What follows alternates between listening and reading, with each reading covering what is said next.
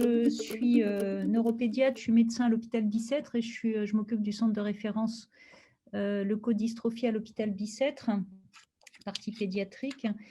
Je vais donc vous parler aujourd'hui des avancées dans la thérapie génique des leucodystrophies de l'enfant en insistant sur les deux principales leucodystrophies pour lesquelles il y a des essais et pour lesquelles ce traitement va, j'espère, être disponible prochainement, que sont donc la leucodystrophie métachromatique et l'adrénoleucodystrophie. Alors, je ne peux pas passer mes diapositives, voilà. Donc, juste un petit rappel, c'est des évidences, mais c'est bien de se les rappeler, c'est-à-dire que quel que soit le type de thérapie génique qu'on va utiliser dans ces maladies qui sont les leucodystrophies, mais c'est vrai pour toutes les maladies du système nerveux, évidemment, il va falloir que le gène d'intérêt qu'on aura mis dans un vecteur puisse pénétrer dans le système nerveux central, c'est-à-dire soit franchir, soit éviter la barrière hémato-encéphalique. Il va falloir soigner les bonnes cellules, type de cellules, que ce soit pas forcément que les oligodendrocytes, ça peut aussi être la microglie, les astrocytes, au bon endroit, c'est-à-dire dans les bonnes régions. Donc, c'est souvent dans ces leucodystrophies, on a besoin d'un ciblage assez diffus dans l'ensemble du cerveau, et au bon moment, évidemment, c'est-à-dire globalement avant que les symptômes et que les lésions soient irréversibles. Il faut qu'il y ait une faible réaction immunitaire, ou bien il faudra associer cette thérapie génique à une immunosuppression. Il faut également qu'il n'y ait pas de toxicité d'une surexpression de la protéine thérapeutique. Et bien sûr, le traitement doit être administré le plus tôt possible. Chez l'enfant et dans ces maladies, les particularités, c'est que d'abord, ce sont des petites cohortes. Donc, c'est probablement pas un grand nombre de traitements, de patients qu'on va soigner dans un essai clinique, en tout cas. Le début, il peut être en état anténatal, peut-être précoce. Il y a une variabilité clinique, y compris avec des mêmes mutations, comme dans l'adrénoleucodystrophie, où il n'y a aucune corrélation génotype-phénotype. Donc, ça peut rendre compliqué le moment où on doit faire le traitement. Le diagnostic est souvent, malheureusement, tardif, et l'évolution, une fois le diagnostic fait, souvent très rapide, ce qui rend aussi tout traitement, pas spécifiquement la thérapie génique, mais tout traitement compliqué. Et puis, dans ces maladies rares de l'enfant, on a souvent une histoire naturelle qui n'est pas parfaite. On ne connaît pas parfaitement, on connaît souvent bien peu de la physiopathologie.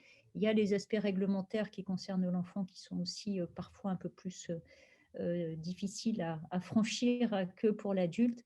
Et puis, il y a les procédures elles-mêmes. Quand on fait une thérapie génique ciblée intracérébrale, bien sûr que l'affaire dans un cerveau d'un enfant de 3 mois, ce n'est pas comme l'affaire dans un cerveau d'un adulte.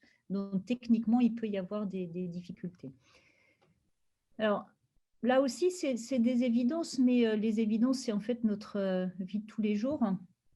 La maladie, la leucodystrophie idéale à traiter, c'est une leucodystrophie pour laquelle il y a un intervalle libre qui permettrait une fenêtre thérapeutique.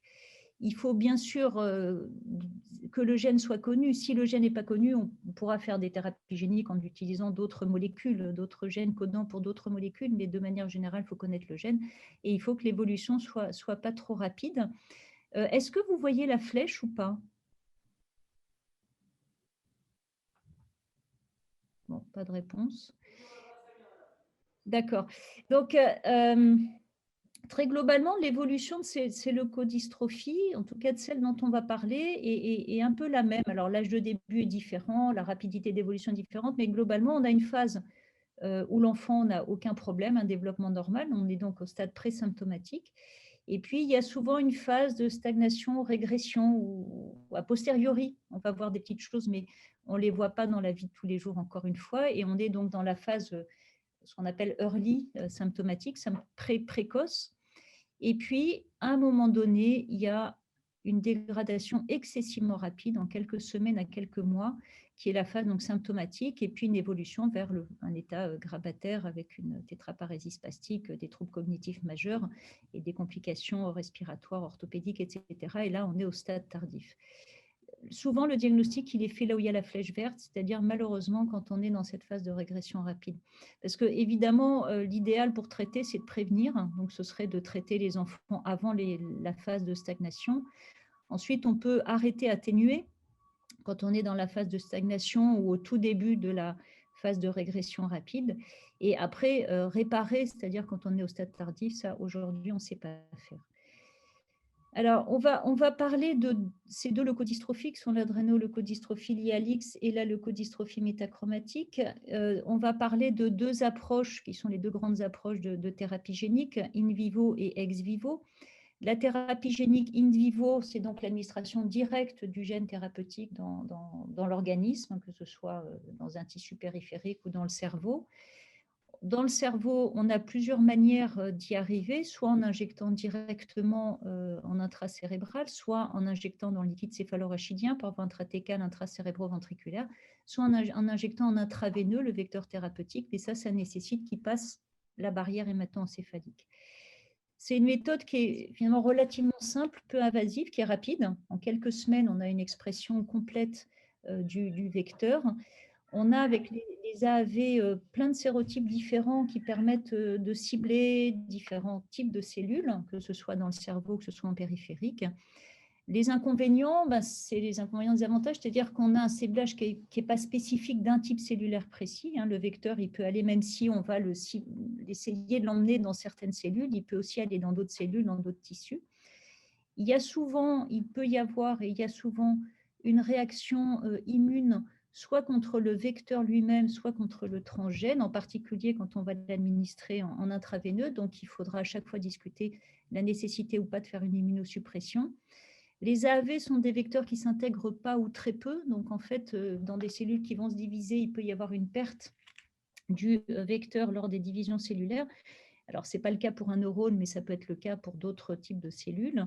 Et donc, le questionnement d'avoir un jour à réadministrer. Est-ce qu'on peut réadministrer le même vecteur ou est-ce qu'il faut prendre un autre sérotype?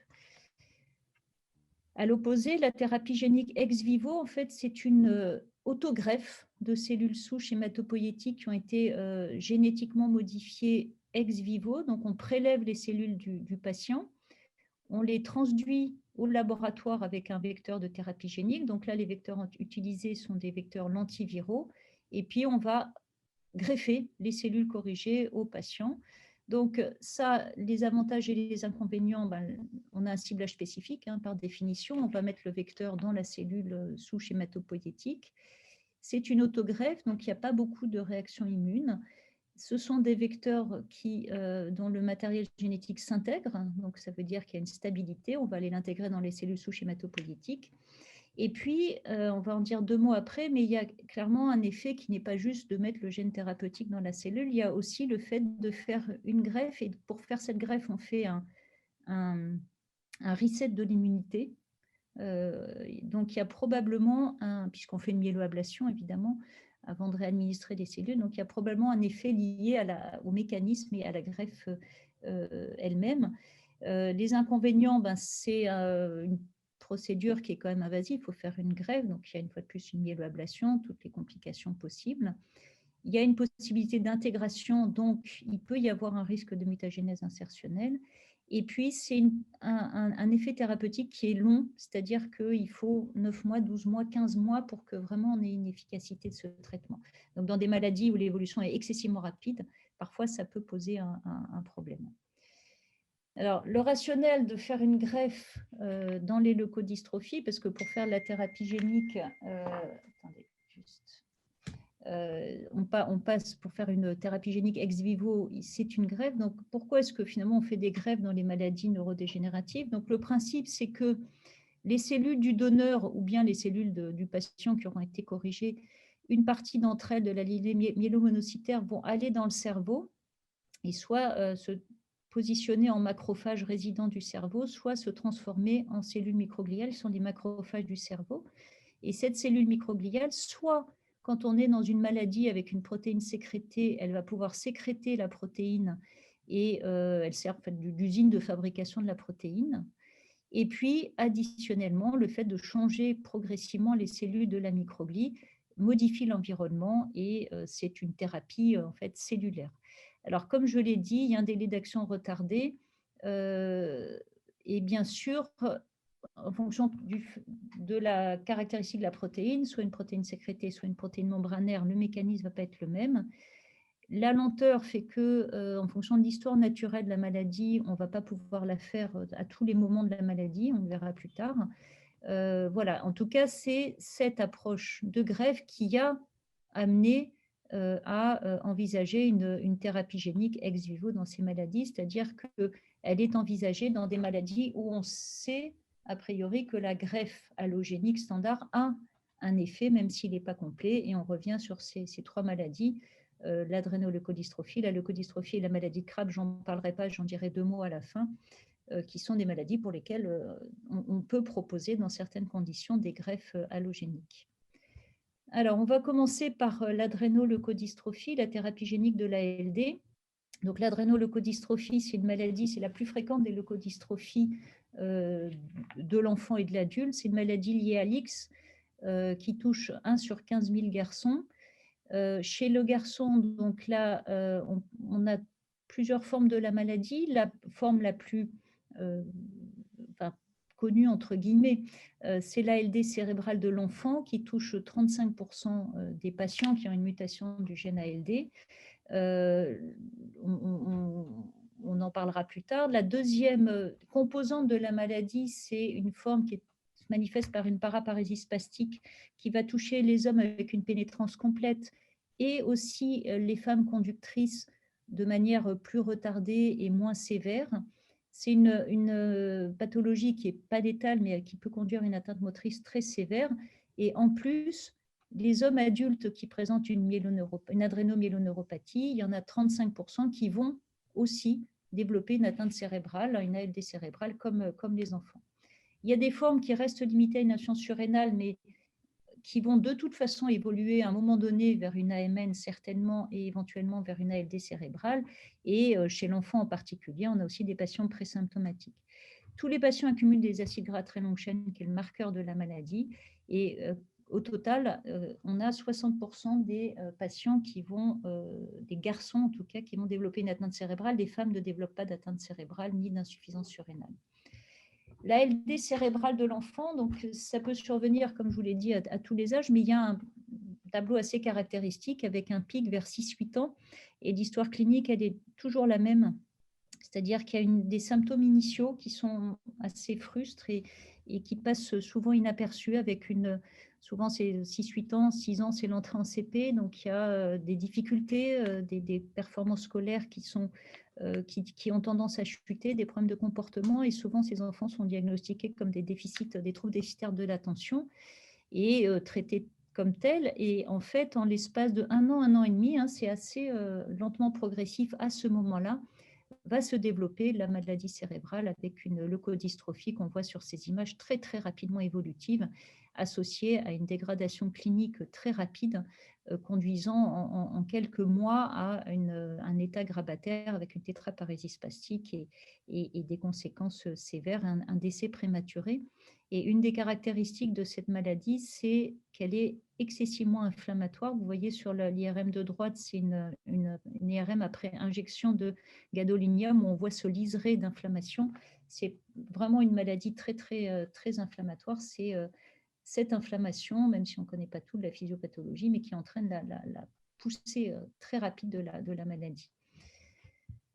On sait que dans l'ALD, le traitement aujourd'hui, le traitement qu'on a disponible, et c'est rare de pouvoir traiter une leukodystrophie, c'est la greffe de cellules souches hématopoïétiques qui peut, si elle est réalisée suffisamment tôt, permettre d'empêcher, d'arrêter, de stopper la forme cérébrale de la maladie. Et quand je dis suffisamment tôt, c'est vraiment au tout début, c'est-à-dire quand il y a des toutes petites lésions à l'IRM et quasiment pas de symptômes. Et ça explique d'ailleurs pourquoi on suit ces enfants quand ils sont diagnostiqués, qui n'ont pas encore de symptômes, pas encore d'ALD cérébrale. On leur fait des IRM cérébrales tous les 6 mois, puis tous les ans, pour rechercher cette toute petite lésion qui va permettre d'agir. Et dans cette condition-là, la greffe, si elle est réalisée sans complications, peut vraiment donner des résultats très positifs, en sachant qu'on ne sait pas très bien encore, mais probablement qu'elle ne n'empêche pas l'apparition de la maladie de l'adulte, c'est-à-dire l'adrénomyéloneuropathie. Peut-être qu'elle la modifie, peut-être qu'elle l'atténue, qu'elle la retarde, mais en tout cas, elle ne l'empêche pas. Donc, cette action de la greffe positive a conduit Patrick Aubour et Nathalie Cartier, il y a une bonne quinzaine d'années maintenant, à développer cette thérapie génique ex vivo dans l'ALD. Donc, il y a eu un premier essai qui avait été fait sur 4 patients et qui, très globalement, avait montré que, fait dans les mêmes conditions, ce traitement avait à peu près la même efficacité, le même effet qu'une une allogreffe conventionnelle. Et donc, par la suite, Bluebird, qui a continué cette recherche, a fait 2 essais cliniques. Globalement, maintenant, il y a à peu près 45 patients qui ont été traités. C'est des patients qui sont des enfants, qui ont une ALD avec des scores qui sont finalement des candidats à une greffe, hein, c'est-à-dire un score de démyélinisation bas, quasiment pas de symptômes neurologiques ou cognitifs. Et le critère principal d'efficacité de cette étude, c'est la proportion d'enfants qui sont toujours vivants et sans signe majeur de déficit neurologique. Et puis, il y a bien sûr des critères également de sécurité qui ont été évalués. Donc, je vais vous donner très rapidement les résultats. D'abord, comment ça s'est fait? Donc, globalement, on collecte les cellules de l'enfant après une mobilisation. On les envoie au laboratoire, dans un laboratoire où elles sont transduites avec le vecteur lentiviral. Et puis, elles sont réadministrées au patient qui aura auparavant reçu une myéloablation pour vider sa moelle osseuse. Les cellules transduites vont aller migrer dans le cerveau et donc c'est le même principe qu'une greffe allogénique, comme je vous l'ai expliqué tout à l'heure. Donc là, je vous mets des résultats qui combinent les 2 études. Il y a à peu près 45 patients qui ont été traités. La différence entre les 2 études, c'était principalement une modification de la myéloablation, mais globalement, c'est les mêmes endpoints, les mêmes critères d'inclusion. Donc, qu'est-ce qu'on voit? Globalement, quand on regarde le score neurologique fonctionnel, qui est un score qui va jusqu'à 25 points, on voit que, et donc au moment de l'inclusion, les enfants doivent avoir un score à 0 ou 1. On voit que pour la majorité des enfants, ce score reste stable entre 0 et 2. Il y a un enfant qui a vraiment échappé au traitement, c'est un de nos patients, mais qui a été traité trop tard. Donc, globalement, sur ce score neurologique fonctionnel, l'effet est comparable à la greffe allogénique. Quand on regarde les IRM cérébrales et le score de démyélinisation, qui s'appelle le score de l'os, on voit que, et on le sait, et on voit la même chose dans la greffe allogénique, on sait que, puisque l'action est de 6 à 12 mois, le délai d'action, on peut avoir au début, après la greffe, dans les 6 mois, l'année qui suit la greffe, une augmentation de ce score de démyélisation, puis après, il se stabilise. Donc là encore, des résultats qui sont globalement similaires à l'allogreffe, et de même pour la disparition de la prise de gadolinium qui signe l'arrêt de l'inflammation. Donc, globalement, les indications sont les mêmes. Le profil de sécurité sur ces 45 patients est relativement favorable, et en particulier, il n'y a pas de GVH, il n'y a pas de réaction du greffon contre l'autre, ce qui est une des complications importantes de l'allogreffe, et la stabilisation de la progression de la maladie est identique à celle de l'allogreffe. Donc aujourd'hui, ce traitement qui est en cours de démarche pour un accès au marché et d'ATU de cohorte va être une alternative à l'allogreffe chez l'enfant dans des conditions d'indication de greffe. Et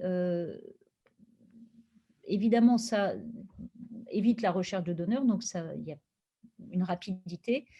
C'est une autogreffe, donc il n'y a pas de problème de GVH, comme je vous l'ai dit.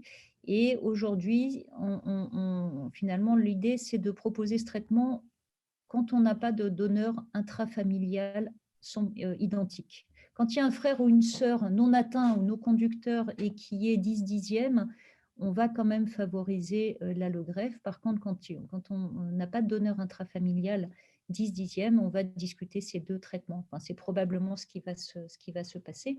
Les résultats, bien sûr, à long terme, on ne les connaît pas encore. On a un recul qui est bien sûr bien moins important que la greffe allogénique. Et puis, il y a toujours ce risque de mutagénèse insertionnelle. Donc, voilà pour l'ALD. Donc, maintenant, leucodystrophie métachromatique, c'est un autre type de leucodystrophie qui est relativement fréquente aussi, 1 sur 40 000, qui est lié à un déficit d'une enzyme qui s'appelle l'aryl sulfatase A, qui dégrade des gros lipides qui sont les sulfatides, qui sont particulièrement présents dans les oligodendrocytes, d'où le fait que c'est avant tout une leucodystrophie, mais c'est aussi une maladie neuronale, on le sait maintenant. Il y a globalement 2 types de formes de la maladie. Il y a des formes précoces qui commencent avant 4 ans, qui sont relativement homogènes, avec la courbe que je vous ai montrée tout à l'heure, un développement normal, stagnation, et puis une régression en quelques semaines très très rapide, qui conduit à un état grabataire et végétatif en 1 an et demi, et un décès prématuré. Pour ces formes-là, il n'y a pas aujourd'hui de traitement disponible, y compris à un stade présymptomatique, c'est-à-dire avant le début des symptômes. On verra que la thérapie génique ex vivo peut avoir cet effet. Et puis, il y a des formes plus tardives qui sont un peu plus hétérogènes par leur âge de début, leur évolution, leur sévérité, et pour lesquelles une greffe allogénique peut être proposée dans certaines conditions, c'est-à-dire là encore, soit en présymptomatique, soit au tout début des symptômes, avec un effet qui n'est pas total. On sait que la greffe ne permet pas d'arrêter la maladie dans la leucodystrophie métachromatique. Il y a dans cette maladie aujourd'hui 3 approches qui sont en essai clinique, ou qui sont en fin d'essai clinique ou encore en essai clinique. La première, c'est une thérapie génique in vivo, dont on dira 2 mots, qui, avec une administration intracérébrale d'un vecteur de thérapie génique, un vecteur AAV. La deuxième, c'est une thérapie génique ex vivo qui a été développée à Milan. Et puis la troisième approche, c'est l'enzymothérapie intratécale qui est en cours d'évaluation dont le sponsor est le laboratoire Takeda Shire.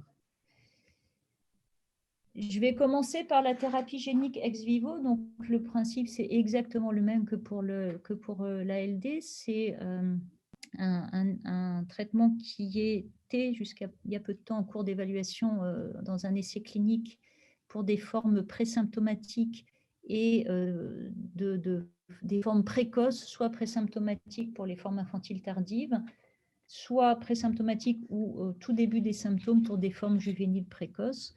Et il y a, sur cette dia, j'ai mis 20, mais maintenant il y a plutôt une trentaine d'enfants qui ont reçu ce traitement.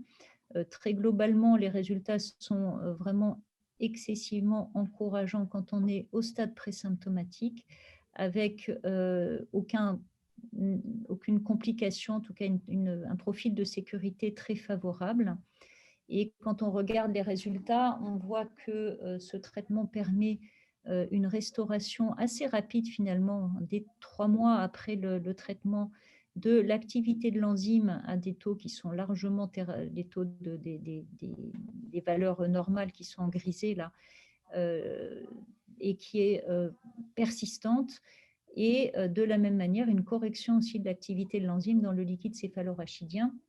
Donc ça, c'était l'effet entre guillemets biologique. En termes d'effets cliniques, qu'est-ce qu'on voit? On voit une prévention de l'atteinte de la myéline. On voit sur cette diapositive à gauche un enfant qui a reçu un traitement et à droite son frère qui n'a pas reçu de traitement. L'enfant à gauche a une IRM qu'on dira quasiment normale, alors que l'enfant à droite développe une leucodystrophie très sévère. Et quand on regarde le score de démyélinisation chez les patients qui sont là en coloré par rapport à l'histoire naturelle qui est en gris, on voit qu'il y a un effet qui est assez spectaculaire. Idem pour l'évaluation clinique avec un score qui est un score de motricité. On voit chez les patients qui ont reçu le traitement que ce score est dans les normes, là où chez les patients qui constituent la série d'histoire naturelle, on a un effondrement des capacités motrices au moment du début de la maladie, vers 2 ans, 2 ans et demi. Concernant les performances cognitives, là, il ne s'agit que des patients traités, mais on voit bien qu'on a une préservation de la fonction cognitive également. Donc, globalement, cet essai a permis de montrer, la sécurité, donc pas d'effet indésirable grave lié au traitement, le bénéfice de ce traitement pour des enfants atteints de formes précoces, présymptomatiques pour les formes infantiles et pré- ou early symptomatiques pour les formes juvéniles précoces. Actuellement, tout comme dans l'ALD, ce traitement est en cours d'autorisation pour mise sur le marché. Il y a actuellement un essai qui est en cours dans des formes plus tardives de la maladie, des formes juvéniles tardives, c'est-à-dire avec un début entre 6 et 16 ans. Et après, concernant les enfants qui sont déjà symptomatiques, clairement, la question qui se pose, c'est éventuellement de combiner ce traitement à un autre traitement parce que seul, il ne marche pas. La deuxième approche dans la leucodystrophie métachromatique, c'est une approche de thérapie génique intracérébrale qu'on avait développée avec Patrick Aubourg, Nathalie Cartier et Michel Zera, et pour lequel il y a eu un essai clinique qui est maintenant terminé. On a utilisé un vecteur qui est un vecteur AAV10 qu'on a administré chez 4 enfants atteints de formes précoces de leucodystrophie métachromatique et au tout début de leurs symptômes, c'est-à-dire il y avait 2 enfants qui étaient présymptomatiques et 2 enfants qui étaient au début de leurs symptômes. Qu'est-ce qu'on a montré? Donc un profil de sécurité relativement satisfaisant. Un effet biologique, puisqu'on arrivait à restaurer une activité de l'enzyme jusqu'à 70% des valeurs des contrôles. Alors, quand on compare aux diapositives précédentes à l'essai avec la thérapie génique ex vivo, c'était inférieur comme taux, mais ça n'empêche que quand même, c'était des taux relativement satisfaisants. Et malheureusement, aucun effet, ni pour prévenir, ni même pour stabiliser la maladie. On voit sur les petits schémas en bas donc l'activité de l'enzyme qui est bien élevée et qui dure sur le temps. Et sur le diagramme du milieu, on voit le score, un score fonctionnel neurologique qu'on avait développé. Donc la courbe en noir, ce sont les enfants non traités, et on voit que nos 4 patients ont des courbes qui sont exactement les mêmes, donc aucun effet sur la clinique. Et de la même manière, alors c'est un peu petit, mais croyez-moi, les enfants développent, y compris ceux qui ont été traités avant les symptômes, une leucodystrophie comparable à l'histoire naturelle. Donc, on avait des résultats plus que mitigés en termes d'efficacité. On a d'ailleurs arrêté l'inclusion des patients, mais on avait quand même réussi à montrer un effet biologique témoignant de la fonctionnalité, entre guillemets, de l'approche, c'est-à-dire que le vecteur est capable d'aller dans des cellules et de fabriquer l'enzyme. Mais ce n'était pas suffisant.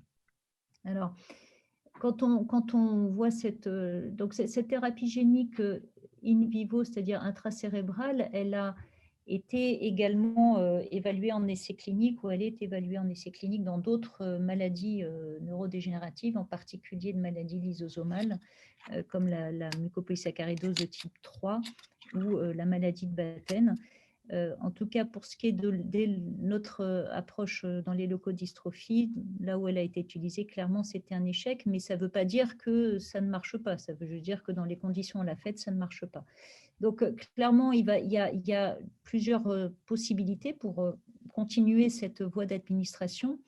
Il y a pas mal d'essais actuellement qui utilisent d'autres voies d'administration, intratécales, intraveineux, intracérébro-ventriculaires, avec des sérotypes qui sont des sérotypes plus anciens. Et puis, il y a des nouveaux sérotypes qui sont, dont on va dire 2 mois après, qui semblent vraiment performants, en particulier après administration intraveineuse, et qui pourraient aussi être des outils importants. Et très certainement qu'il va falloir coupler ces approches de thérapie génique in vivo à autre chose, et en particulier à la greffe.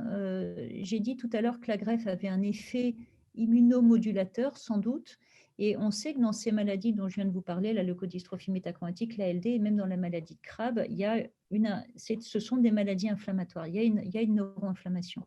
Cette neuroinflammation, elle n'est pas forcément la conséquence de l'accumulation, elle peut précéder l'accumulation. Donc, probablement que c'est une cible thérapeutique. Et il y a un essai dans ce sens-là, un essai qui vient de démarrer aux États-Unis, qui associe dans la maladie de Crabbe, en fait, la thérapie génique in vivo avec une administration intraveineuse et une allogreffe pour le côté neuroinflammation, immunomodulation. Donc, ça vient de commencer, on n'a aucun résultat, bien sûr, mais l'approche est évidemment séduisante. Juste pour vous reparler, pour terminer, de ces virus, ces nouveaux vecteurs viraux, il y a un vecteur viral qui s'appelle, un sérotype d'AAV qui s'appelle PHPEB, qui a été publié et montré comme donnant une transduction et une expression de la protéine thérapeutique vraiment très, très importante, même en comparaison de vecteurs utilisés actuellement. C'était vraiment des résultats très impressionnants. Et donc, on a, nous, dans une étude très préliminaire qui a été soumise, dont les résultats ont été soumis, on a utilisé ce vecteur chez des souris, dans le modèle murin de la leucodystrophie métachromatique. Donc, on a fait une injection intraveineuse chez des souris qui avaient déjà des symptômes. Et on a vraiment eu des résultats qui étaient meilleurs, bien meilleurs que ceux qu'on avait obtenus avec le vecteur AAV10 chez la souris dans nos études précédentes avec administration intracérébrale. Donc là, c'est en intraveiné, une seule injection, avec un nombre de copies relativement réparties dans le cerveau, une restauration d'une surexpression ou d'une expression importante de l'activité de l'enzyme, une correction de la surcharge en sulfatide et une correction également de la partie composante inflammatoire de la maladie qui est représentée par une astrogliose, une activation microgliale. Donc ces résultats, ils sont vraiment assez étonnants. Bon, donc on va continuer bien sûr l'évaluation sur du plus long terme chez le gros animal, mais ça pourrait être une perspective en tout cas pour cette maladie ou pour d'autres maladies. Voilà, j'ai terminé. Je ne sais pas si je suis en retard ou en avance, mais… Merci beaucoup, Caroline. Si quelqu'un veut poser une question, qu'il demande la parole par chat, on la lui donnera. Moi, peut-être une question, surtout s'agissant d'enfants, qui est un âge que je connais moins. Mais est-ce qu'on a beaucoup de patients qui finalement ne sont pas éligibles parce que le temps de diagnostic est trop long? Tout le monde n'a pas la chance d'habiter aux portes de Trousseau, de Robert Debré. Est-ce que vous avez vraiment un pourcentage important de patients que l'on perd à cause de ce retard diagnostique? Ah ben, clairement, je vais dire honnêtement, 95%. Enfin, j'exagère peut-être, mais pas tant que ça. Parce que s'il n'y a pas de cas index, quand il y a un cas index, on a le cas index où malheureusement, très souvent, que ce soit une adrénoleucodystrophie, une leucodystrophie métachromatique ou une maladie de Crabbe, dans ces formes précoces, très souvent, c'est trop tard parce qu'il y a déjà des symptômes, parce que les lésions sont déjà évoluées, parce que la dégradation est trop rapide. Et donc, la chance, finalement, elle est à la fratrie, aux petits frères-sœurs pour la leucodystrophie métachromatique.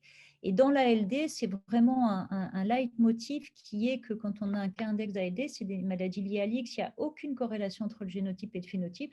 Et donc, nous, on va s'acharner à chercher non pas que dans la fratrie, puisque maladie liée à l'X, ça va très loin, ça fait des grands arbres.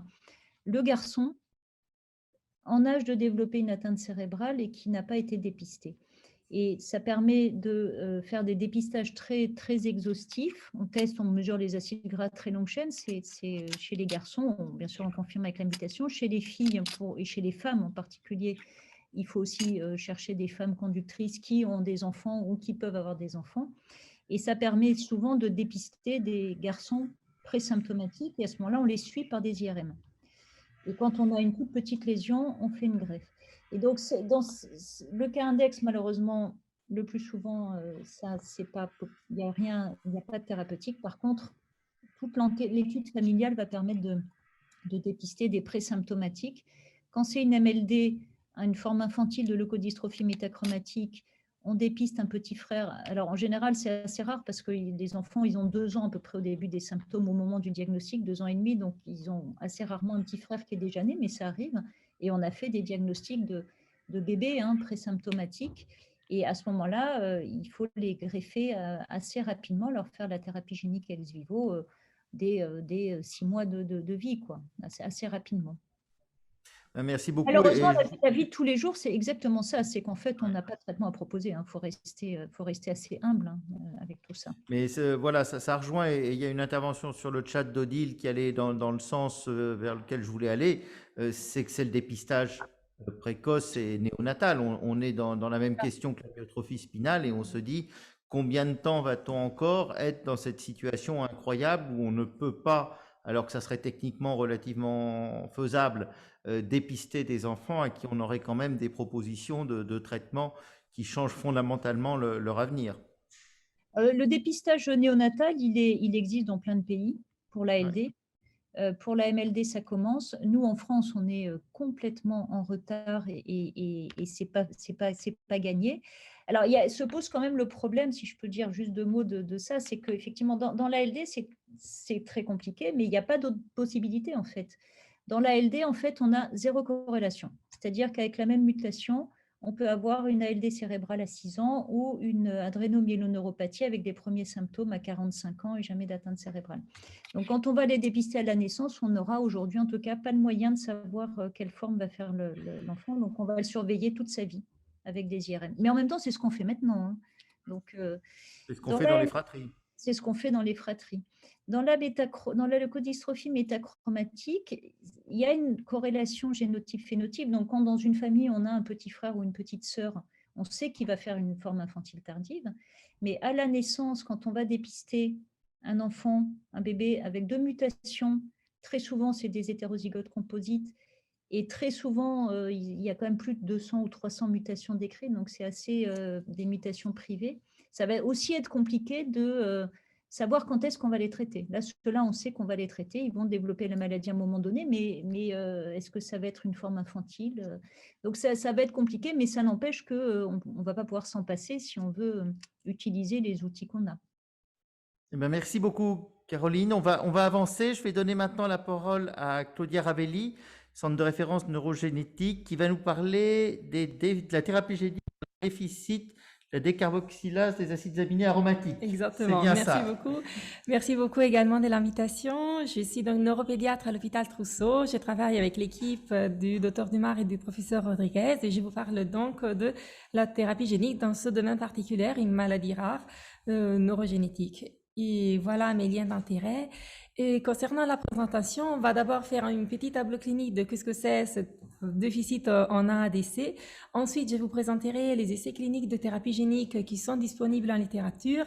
Et après, on terminera pour parler de qu'est-ce qui se passe actuellement en France à ces propos. Alors, le déficit en ADC est une pathologie rare. Elle a été décrite depuis longtemps, la première fois dans les années 90, sur un profil qu'on verra ensuite très caractéristique au niveau de neurotransmetteurs dans le LCR. Elle est extrêmement rare. Il y a à ce jour à peu près 135 patients rapportés en littérature. Il y a juste un cas d'exception à Taïwan où pour un effet fondateur, il y a une incidence plus élevée d'environ 11 sur 32 000 nés et pour une mutation très particulière quand on en parlera par la suite. Il s'agit d'une maladie à transmission autosomique récessive et elle comporte avec cette anomalie dans le gène DDC une anomalie dans la synthèse des catécholamines et de la sérotonine. Sur le plan clinique, bon, là, juste pour vous donner une idée, on la reprendra ensuite. Ça, c'est la voie métabolique de la synthèse des neurotransmetteurs. ADC se passe ici. Le gène DDC permet la transformation de la L-dopa en dopamine et du 5-hydroxytryptophane en sérotonine, et donc comme ça de synthétiser les neurotransmetteurs. Sur le plan clinique, il y a essentiellement 2 présentations différentes.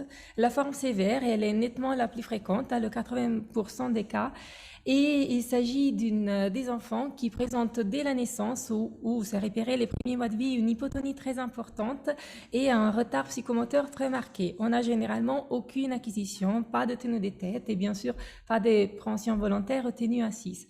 Ils ont tous des mouvements anormaux qui sont au premier plan avec une dystonie des membres, une hypokinésie très marquée, plus rarement des dyskinésies ou des myoclonies. Très caractéristique est la présentation d'une certaine fluctuation au niveau de la journée.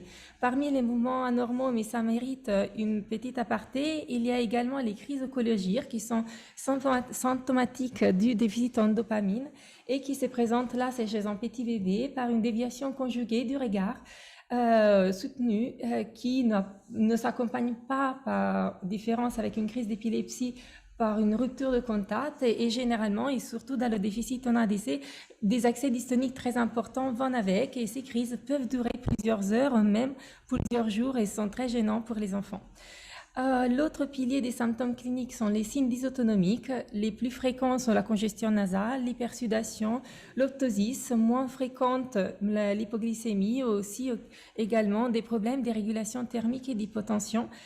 Tous les enfants ont des troubles du sommeil, une irritabilité qui est quasiment là toute la journée, et également des difficultés en lien avec l'hypotonie majeure pour la déglutition, et donc ils sont généralement dénutris et ils ont également des troubles du transit. Sur le plan thérapeutique, on a une première ligne de traitement qui est la plus spécifique, qui est représentée par les agonistes dopaminergiques et l'inhibiteur de la monoaminoxydase. Pour certains cas spécifiques, en fonction de la mutation, la L-Dopa. Et après, on a plutôt une autre ligne qui sont celles des traitements symptomatiques qui visent à améliorer les symptômes. Donc, les anticholinergiques pour les signes dysautonomiques, la mélatonine pour les troubles du sommeil, les benzodiazépines pour les accès dystoniques, et après des cofacteurs de l'enzyme qui peuvent en petit peu potentiel l'action. Ce qu'on sait, malheureusement, que dans ces formes sévères, il y a très peu de bénéfices par les médicaments et c'est des enfants qui n'ont pas vraiment d'évolution, qui ne font pas d'acquisition. L'espérance de vie est variable, autour des 20-30 ans dans les formes sévères globalement, mais pour la mutation de Taïwan, c'est plutôt 10 ans. Il y a après une forme modérée de la maladie qui existe, c'est à peu près et dans ces cas, le début est similaire, mais il y a une réponse partielle à la première ligne des traitements dont on a parlé avec des enfants qui commencent en développement psychomoteur, qui arrivent en général à marcher, même certaines avec soutien. Pour eux, les signes dysautonomiques peuvent être avec les troubles digestifs au premier plan et on a moins développé la composante des mouvements anormaux. Il y a toujours des crises oncologiques, mais elles sont moins fréquentes et moins intenses. Après, il y a également rapporté en littérature des formes plus rares, modérées, qui sont à début tardif, même avec une présentation éminemment endocrinologique. Comment on peut faire le diagnostic? Comme je vous disais, le clé est certainement le profil des neurotransmetteurs au niveau du SCR. Si on reprend le schéma d'avant, donc le bloc dû au manque du gène de l'enzyme ADC empêche donc la transformation de L-Dopa en dopamine et ça déterminera une baisse de l'HVA. Du 5-hydroxytryptophane en sérotonine et ça ferait une baisse de 5-HI-AA. Et en parallèle, l'augmentation du L-Dopa va déterminer une augmentation du 3-OMD dans le sang et également au niveau de la CAO, une augmentation de l'acide vanillactique. Donc, cela est un peu le grand standard et c'est aussi l'examen plus facile d'accès en France qui est couplé après avec l'analyse génétique ciblée du gène DDC. Il y a de nombreuses mutations rapportées, pas une vraie corrélation génotype-phénotype, plutôt qu'elle existe seulement pour la variante taïwanaise dont on parlera dans les essais de thérapie génique qui est associée à des formes sévères. Il y a également la possibilité de doser l'activité enzymatique d'ADC au niveau sanguin et on trouvera une baisse remarquable. Et récemment a été développée une autre technique qui est le dosage du 3-OMD sur papier bouvard qui est très intéressant parce qu'elle se prête au dépistage néonatal. Cela a été déjà validé en Allemagne. Et c'est une technique donc qui est intéressante, mais qui n'est pas encore aujourd'hui disponible en France. Elle est en cours de développement. Donc, si on arrive dans le vif du sujet et de la thérapie génique, il y a dans la littérature 20 enfants qui ont été traités et qui sont aujourd'hui publiés, 19 avec des formes sévères et un seul enfant avec une forme modérée. Et on va ensemble analyser ces trois essais cliniques rapportés. La première étude est déjà ancienne, date de 2012 et il est plutôt une étude pilote, c'est pas un vrai essai clinique entre guillemets, c'est en effet l'équipe de Taïwan qui était sollicitée parce que les enfants à Taïwan ont quasiment la mutation que vous voyez ici rapportée qui est corrélée à une forme clinique très sévère avec une espérance de vie inférieure à 10 ans pour cet enfant et donc ils ont développé sur le modèle de la thérapie génique qui était étudiée pour le Parkinson une thérapie génique avec le vecteur de DDC. Il y a 4 enfants dans la série qui ont été traités entre 4 et 6 ans et ils ont pris leur série historique de ces enfants dans l'histoire naturelle comme groupe contrôle. Le suivi a été fait pendant 2 ans pour ce papier qui rapporte les résultats, et dans la littérature, après, il y a une mise à jour à 5 ans. Comment ils ont procédé? Ils ont choisi pour cela une approche en vivo, intracérébrale, et la cible thérapeutique est retenue en été les 2 putamènes. Il y a eu des injections, 2 par chaque putamène, avec une dose totale de vecteur viral qui a été de la dose ici rapportée des 1,6. Et ils ont choisi un vecteur par un AV2 avec un promoteur CMV qui avait une bonne trophisme pour les cellules neuronales. Vous voyez ici l'IRM d'un des patients traités qui sont en série avec des coupes axiales de tous les 2 mm qui nous permettent de voir les points d'injection où la sonde qui a déposé la thérapie génique est passée, qui a bien atteint la cible thérapeutique. Pour les 4 enfants, ces premières 4 enfants traités, il n'y a pas eu de complications péri-interventionnelles et tous les enfants ont pu sortir à 7 jours de la thérapie génique. Par rapport au développement d'anticorps, aucun avant avait des anticorps pour l'AV2, 2 sur 4 les ont développés avec un pic entre 3 et 6 mois, et pour 2, ils n'ont pas été retrouvés. Cette diapositive un peu riche vous présente les différents résultats. Alors, dans la première partie ici, une première qu'ils ont évaluée, chaque enfant est représenté par un trait de couleur différent. Le premier critère, c'était en fait tout simplement l'amélioration pondérale, parce que c'est des enfants qui étaient hautement dénutris, et pour tous les enfants, il y a une amélioration des angestats et de la prise de poids. Le deuxième graphique présente une échelle qui est l'échelle d'Alberta, qui évalue les grosses étapes, les étapes clés du développement psychomoteur. Tous les enfants se sont améliorés. Il y en a 2 sur 4. Tout le monde tenait sa tête après 12 mois de thérapie génique. 2 sur 4 tenaient assis avec aide, et les 2 autres pouvaient également tenir debout avec support. La troisième échelle, c'est l'échelle de Peabody qui étudie la motricité grossière et la motricité fine, et elle aussi témoigne d'une amélioration pour tous les enfants. Et la dernière échelle, c'est une échelle plutôt développementale taïwanaise pour évaluer le cognitif et le langage, qui sont également améliorés. La deuxième partie est une partie obtenue sur la base des questionnaires que les parents ont remplis pour chacun de ces 4 symptômes, qui sont les crises oculogires, qui sont parmi les symptômes plus gênants pour les enfants, et pour les 4, elles se sont remarquablement réduites. La partie de l'irritabilité, qui est aussi vraiment au premier plan dans la vraie vie avec ces enfants. Pour tout le monde, c'est la partie verte et la partie des enfants qui vont bien, et la bleue, ceux qui sont très irritables et qui s'est inversée, est également parmi les signes dysautonomiques, la transpiration excessive et l'hypothermie, qui s'est également améliorée. Pour valider et démontrer que la thérapie génique avait bien, on voyait l'amélioration clinique, ils ont cherché des épreuves supplémentaires. Ils ont donc évalué avec un TEP scan avec l'étude de la fluorodopa, donc la production de dopamine au niveau des 2 putamènes. Et vous voyez pour un des patients, les coupes axiales et coronales de son scanner avant et 1 mois de la thérapie génique, et on voit bien que au niveau des 2 putamènes, il y a une activation de la réaction dopaminergique. Côté analyse du SCR, qui a été fait en série, mais ça rapporte à peu près tous les mêmes résultats. Ici, au niveau du M6, il y a les 2 métabolites de neurotransmetteurs qui étaient abaissés, qui ont pu remonter à peu près à 30% de la valeur normale. La L-Dopa et le 3-MD est retrouvé inchangé.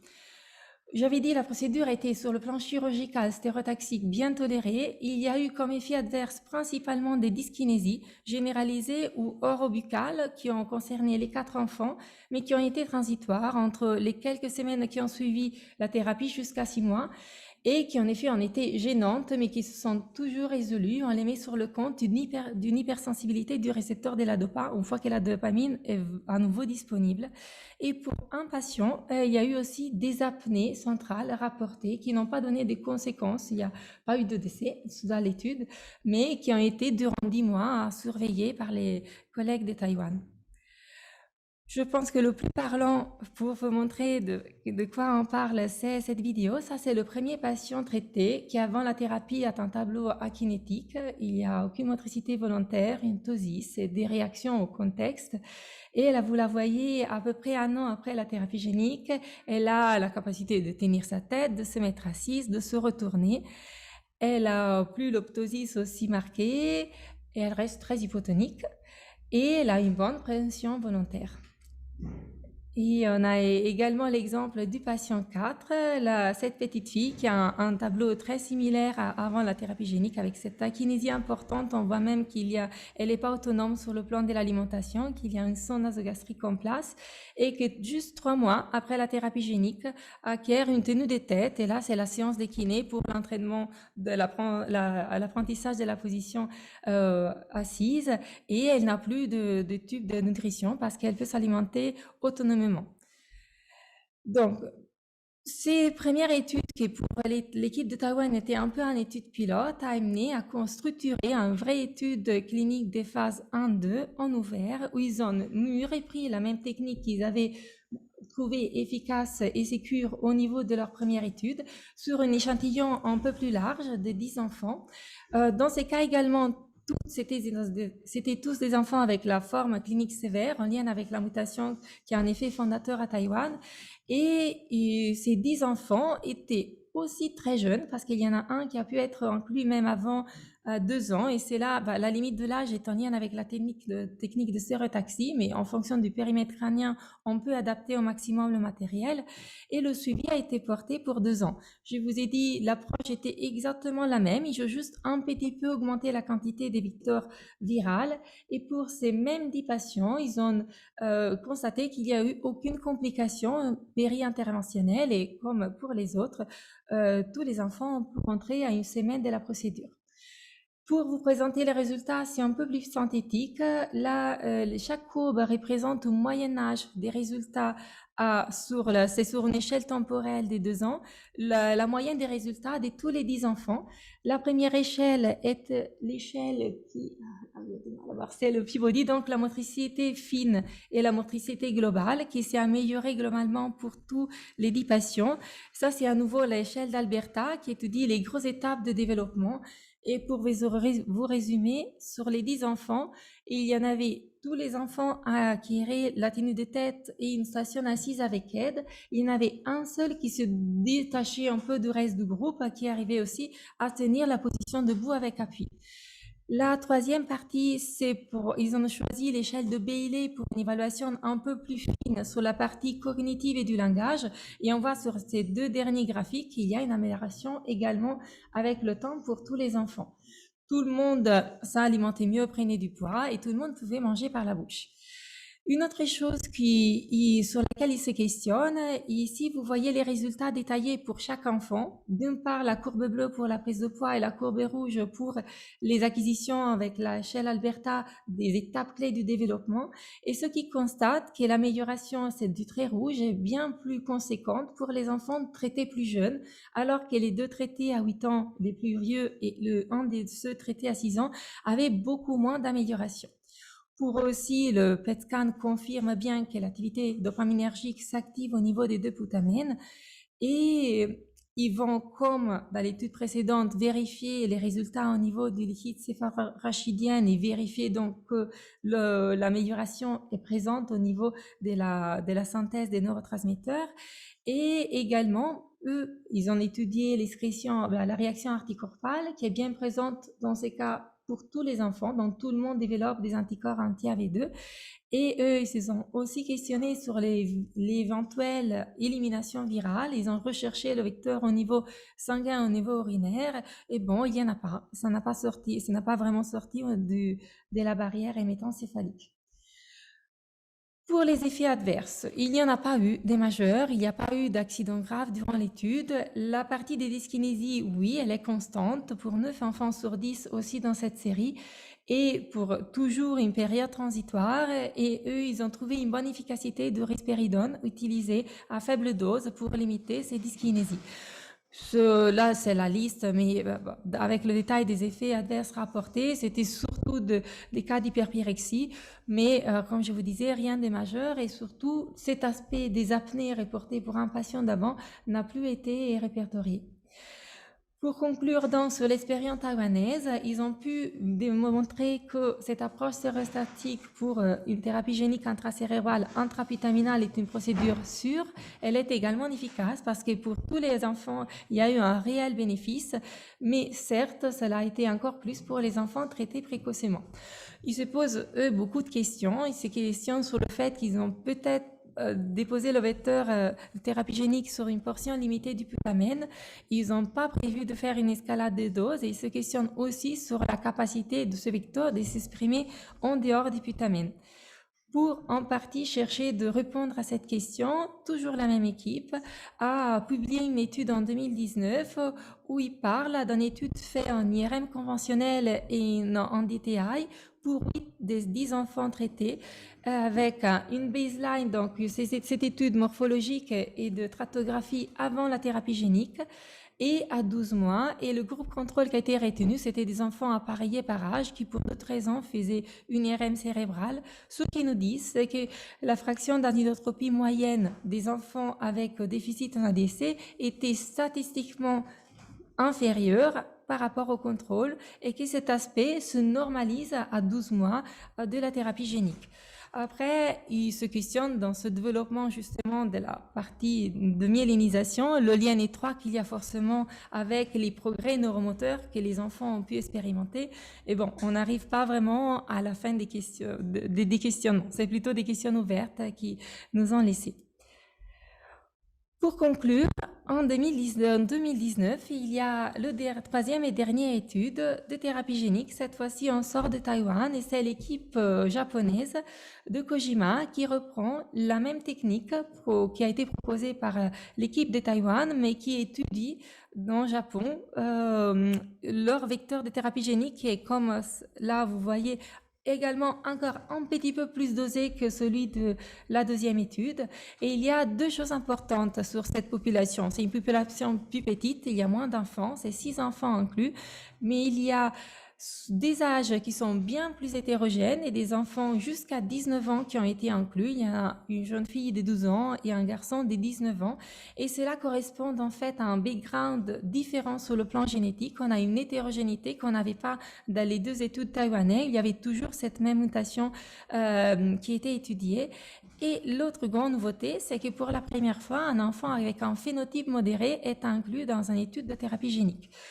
Pour le suivi, tous les enfants, le dernier traité a été suivi que pour 6 mois. Tous les autres ont pu être suivis pour 2 ans. Là, les résultats en résumé, parce qu'ils ont surtout étudié les bénéfices sur la partie de la motricité. Donc ici, vous voyez toujours l'échelle d'Alberta qui évalue les grosses étapes du développement psychomoteur. Il y a les 6 patients représentés. Tout le monde s'améliore, donc il confirme essentiellement pour tous les enfants, même les plus âgés, les bénéfices qui ont été déjà démontrés par l'équipe de Taïwan. Et dans ces cas, il y avait sur les 5 patients, tout le monde tenait toujours la tête et assis avec aide et avait une pression volontaire. Et il y en avait 2 qui pouvaient être 3 qui pouvaient se déplacer avec un déambulateur. C'est complètement différent la trajectoire du patient 3, qui est justement la forme modérée, qui est déjà avant la thérapie génique a quasiment acquis toutes les compétences de cette échelle qui la plafond tout de suite à moins d'un an de la thérapie génique. L'autre chose qui nous porte, c'est que pour tous les enfants, quel que soit leur avantage, qui est même moindre mais toujours présent sur le plan neuromoteur, il y a vraiment une amélioration au niveau de qualité de vie. Tous les enfants ont une amélioration de la déglutition, tous peuvent manger par la bouche, alors que 4 sur 5 de la forme sévère étaient alimentés par une gastrostomie.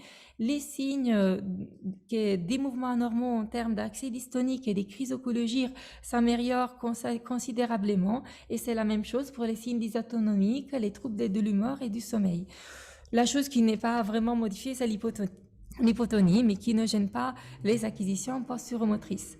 Et là aussi, je pense que c'est très parlant que je puisse vous montrer une vidéo. D'abord, une forme sévère, c'est cette grande fille de 12 ans. Donc, avant la thérapie génique, elle est bien dans l'interaction, mais là, une kinésie majeure et pas de motricité volontaire.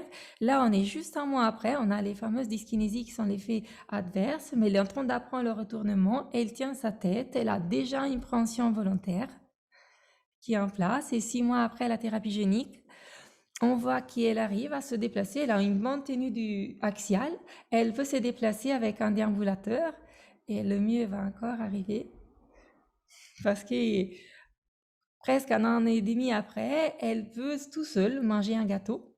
Certes, les mouvements sont loin d'être précis, mais ils sont efficaces. Elle se déplace avec un fauteuil roulant manuel.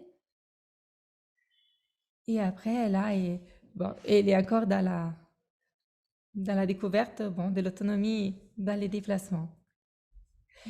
Et ensuite, l'autre exemple que je vais vous montrer est celui de la forme modérée. Donc, c'est une petite fille de 5 ans qui, a les mêmes tableaux cliniques qu'on a déjà rapportés. Elle, par contre, elle est capable de tenir sa tête. Elle ne se met pas assise, mais tient assise. Elle marche avec appui. Elle dit quelques mots. Elle est très bien dans l'interaction. Et 1 an et demi après, elle a une motricité qui est identique à celle d'un enfant normal. Elle fait du vélo, elle se pousse sur la balançoire. Et dans la suite de la vidéo, ce qui a beaucoup étonné et surpris positivement, c'est également qu'il y a une nette amélioration des compétences cognitives. Là, elle court. Juste après, vous la verrez, nous, on ne peut pas vraiment la comprendre, mais peut-être l'entendre, mais faire des tables de multiplication. Donc, en effet, elle a même vraiment progressé elle pourrait prendre une scolarité normale. Et là, on est à 2 ans après la thérapie.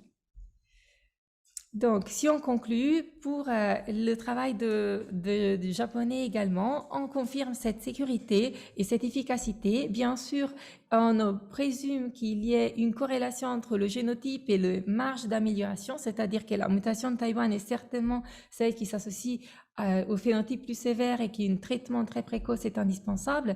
Mais ici, tous les enfants avaient un net bénéfice, même sur les symptômes, pas que sur les capacités neuromotrices avec la thérapie. Et bien sûr, ça nous démontre que même les formes modérées peuvent bénéficier largement de l'accès à ce traitement. Pour conclure, qu'est-ce qui se passe actuellement dans la recherche? L'équipe de Taïwan continue ses travaux. Le même étude de phase 1-2 qu'on a présentée est encore en cours pour nous donner après un suivi à 5 ans. Et ils ont également débuté une étude ouverte de phase 2 avec une dose de vecteurs géniques encore augmentée. Et en parallèle, il y a l'équipe de l'Université de Californie qui a proposé une étude ouverte de phase 1-2 à 6 patients, mais toujours c'est dans ces cas de forme sévère avec une cible différente. Ils sont en train d'essayer une injection dans la pars compacta de la substantia nigra et également dans la région tegmentale ventrale. L'étude est dessinée avec une escalade des doses. Et pour les premiers 3 patients, si tout est bien toléré, de passer à une deuxième dose. Une follow-up de 2 ans est prévue. Pour le moment, nous n'avons pas encore, l'étude est en cours, donc nous n'avons pas encore les résultats. Et pour conclure et venir à la France, ici, en novembre 2020, une ATU nominative protocolisée a été obtenue pour le produit de thérapie génique qui a été nommé Upstaza, dont l'équipe de Taïwan et l'équipe japonaise ont démontré l'efficacité. Donc, c'est la procédure avec cette cible putaminale. Et il y a l'équipe de CHU de Montpellier qui a été labellisée en première par l'ANSM avec les 2 premiers patients qui ont récemment été traités et notre structure en collaboration avec la Fondation Rothschild qui est en cours de labellisation. Donc, voilà, je vous remercie pour votre attention. Eh bien, merci beaucoup Claudia. Donc, je rappelle, n'hésitez pas, on a eu jusqu'à plus de 120 connexions, donc on ne peut pas laisser la possibilité d'ouvrir les micros à distance, mais n'hésitez pas à demander la parole.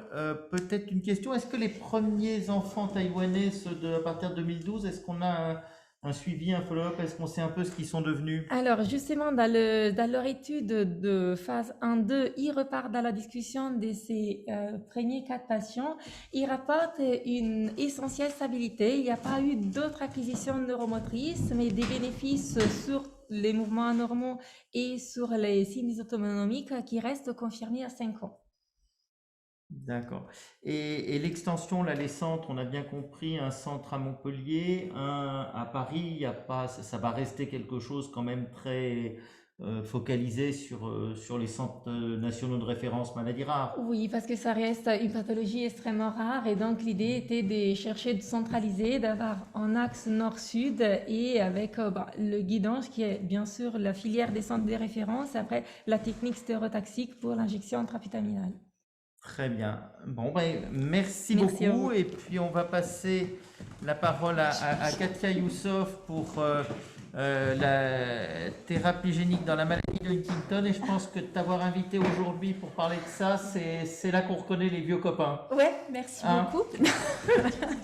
Je l'enlève un peu? Oui, enlève-le. Je suis vaccinée et je suis PCR négative 2 fois de suite. Oui, bon, merci beaucoup pour ton invitation, Christophe. Merci à Brain Team. Oui, donc je vous parle de la thérapie génique dans la maladie de Huntington. Alors, c'est très différent de ce qu'on a entendu jusqu'à présent, dans la mesure où les essais thérapeutiques en cours sont des essais industriels de produits dont le développement est très, très différent de ce qui se passe en pédiatrie, dans les leucodystrophies, dans la maladie dont vous venez de nous parler. C'était passionnant, merci beaucoup. Je vais commencer juste par effectivement une déclaration d'intérêt parce que comme l'industrie est impliquée, je voulais dire que je suis investigateur pour une étude d'observation internationale, enfin mondiale même, qui s'appelle Enroll-HD, qui est financée par le CHDI. Je suis investigateur pour Génération HD1, le Tominersen de Roche, et investigateur aussi pour une autre étude, Wave Life Science et Précision HD1. Donc voilà, c'est pour vous donner un peu le contexte de mes liens avec l'industrie, et j'ai un contrat d'expertise aussi pour Roche. Alors justement, cette présentation que je vais faire avec une tonalité un peu différente de celle que j'avais préparée hier soir, contient des informations qui parlent de programmes qui sont en cours d'exploration dans la maladie de Huntington et qui ne sont pas encore des thérapeutiques validées, qui n'ont pas encore reçu d'autorisation de mise sur le marché ou d'ATU comme le produit, comme la technique dont on vient de parler à l'instant. Et que donc c'est absolument exploratoire, et que certains programmes que je vais à peine évoquer sont actuellement encore à des stages de précliniques, et qu'on va surtout essayer de se focaliser sur les 3 programmes qui sont à l'étude en clinique actuellement, en particulier les 2 premiers qu'on connaît le mieux puisqu'ils sont à l'étude en France. Pour ceux qui se sont connectés aujourd'hui sans avoir eu la nouvelle, nous avons donc une breaking news par laquelle je vais commencer pour faire une boucle. On pourra peut-être discuter ensuite avec Christophe et les gens présents. Le programme le plus avancé en thérapie génique dans la maladie de Huntington, qu'on attend depuis si longtemps, et dont Roche est promoteur, donc ils ont annoncé hier soir à 21h la suspension des injections du produit et du placebo dans l'étude pivot génération HD1, et l'injection du produit aussi dans l'extension qui commençait à être en cours, qui s'appelle GenExtend, sur les bases de l'examen d'une analyse intermédiaire qui était planifiée de longue date et faite par un comité indépendant, qui a permis d'évaluer le rapport bénéfice-risque sur la durée de l'étude qui est en cours depuis 2019. Donc, le fait rassurant, c'est que Roche a annoncé qu'il n'y avait pas de nouveaux risques identifiés ces dernières semaines, et que le suivi des patients sera bien entendu assuré dans les études comme prévu, mais sans le produit jusqu'à nouvel ordre. Voilà. Donc, voilà la nouvelle qui sèche un petit peu tout le monde, mais on va continuer. Ah, c'est les flèches. Désolée. Ouais, du coup, voilà. Alors, je vais être moins spécifique pour évoquer la maladie de Huntington, parce que je pense que c'est une maladie qui est un peu plus connue que les maladies dont vous nous avez parlé. Mais pour la replacer dans le contexte, c'est une maladie neurologique, évolutive, génétique, bien entendu, puisqu'on parle aujourd'hui de génétique. Elle est autosomique dominante. Elle concerne environ 6 000 patients en France, puisqu'on évalue la prévalence à peu près 10 pour 100 000, donc ce qui fait à peu près entre 6 000 et 7 000 patients peut-être en France. Patients, mais ça fait beaucoup plus de gens concernés, puisque sont concernés les familles, les gens qui sont porteurs non symptomatiques de la maladie, et tous les gens qui s'approchent et qui forment la communauté Huntington. Elle survient en général entre 35 et 50 ans. Elle peut survenir aussi plus tard, elle peut survenir plus tôt, puisque à Trousseau, vous êtes concerné par la maladie de Huntington chez les enfants, même si c'est des cas absolument exceptionnels. Et c'est une maladie qui s'exprime sur le plan neurologique sur tous les modes. C'est avec des symptômes moteurs qui sont pathognomoniques, des symptômes cognitifs et des symptômes psychocomportementaux qui découlent découlent et qui sont très intriquées avec les symptômes cognitifs, bien entendu. La maladie, dans son déroulement, donne lieu à une perte d'autonomie progressive et probablement raccourcit aussi la vie des gens lorsqu'elle survient tôt dans la vie, ou on va dire entre 35 et 50 ans. Elle a probablement moins d'impact sur la durée de vie lorsqu'elle survient très tardivement, entre 70 et 80 ans, où les gens vont probablement avoir un impact moins sévère sur leur perte d'autonomie et sur la durée de leur vie. Donc, la problématique de la maladie de Huntington, c'est qu'il n'y a aucun traitement curatif à l'heure actuelle, comme pour la plupart des maladies neurologiques de notre filière. Et c'est un mais énorme, hein. Je pense qu'on a fait des progrès considérables dans la prise en charge symptomatique, psychologique, médico-sociale, psychosociale, et ce probablement grâce à des consultations dédiées qui ont vu le jour depuis le premier plan maladie rare. Je pense grâce au centre de référence qui est coordonné par Anne-Catherine Bachot-Lévy depuis 2004. À Créteil, et d'autres sites ont rejoint le centre de référence, puisque c'est un centre de référence multisite. Nous avons Angers, il y a Lille, il y a l'hôpital Marin d'Andaille pour les formes, enfin on va dire pour le versant rééducatif, et Trousseau pour réfléchir sur les formes infantiles. Et on a un maillage territorial plus grand que les centres que je vous ai cités, puisqu'on a les centres de compétences de la maladie de Huntington qui permettent d'adresser des patients et des familles plus près de chez eux. Je pense que dans les plans successifs maladies rares, on a vu aussi émerger des supports considérables. Il y a la filière Brain Team qui développe un axe médico-social en particulier qui nous implique beaucoup et qui est, je pense, très important pour faire remonter et pour transmettre de l'information et une façon de prendre en charge les patients. Et aujourd'hui, plus que jamais, toutes ces choses-là restent d'actualité. Et je voulais aussi dire un petit mot sur les équipes relais handicap rares qui en région font remonter aussi beaucoup de demandes concernant la maladie de Huntington, alors que les handicaps rares, c'est plus que la maladie de Huntington, bien entendu. Et elles sont beaucoup sollicitées pour la maladie de Huntington et dans les formes très complexes de maladie de Huntington et de prise en charge. Donc voilà l'état actuel on va dire de la maladie actuellement. Bien entendu, on a des prises en charge symptomatiques qui sont non négligeables. On sait beaucoup mieux gérer les médicaments qui permettent de réduire les effets moteurs, qui permettent de contrôler les effets psychiques, et ça peut vraiment apporter beaucoup de soulagement aux patients et aux familles, et c'est considérable. Voilà. Mais ces dernières années, dans nos missions, qui consistent à faire non seulement de la prise en charge des patients, mais aussi de la prise en charge et de la recherche, nous avons beaucoup développé les aspects de recherche clinique, et depuis qu'on a eu la nouvelle excellente du premier essai impliquant des patients atteints de maladie de Huntington, et c'est une nouvelle dont on a appris les résultats en 2017, nous, on s'est beaucoup focalisé sur le développement des essais cliniques sur nos centres de référence et de compétences. Et ça nous occupe beaucoup, et ça occupe beaucoup de patients et de familles auxquels je pense beaucoup aujourd'hui. Donc, je vais vous faire une petite diapositive de perspective générale dans la prise en charge de la thérapie, on va dire dans les axes sur lesquels travaillent les chercheurs pour essayer de penser à développer des produits de thérapie génique dans la maladie de Huntington. Alors, je vous ai fait c'est un schéma qui est inspiré d'une publication de Ed Wild et Tabrizi en 2017. Donc, sur la gauche, vous avez le gène représenté au niveau des deux brins de l'ADN. On voit là le gène représenté dans l'exon 1 du gène de la Huntington,